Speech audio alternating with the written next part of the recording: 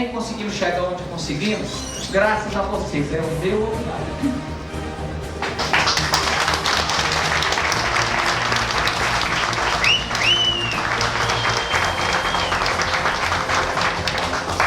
Porque esse caminho do Machador está onde está, mas nunca deixou de nos apoiar. Seja com ações, seja liberando verbo para nós. Então, ele nunca também faltou com qualquer apoio da organização do evento. Tá?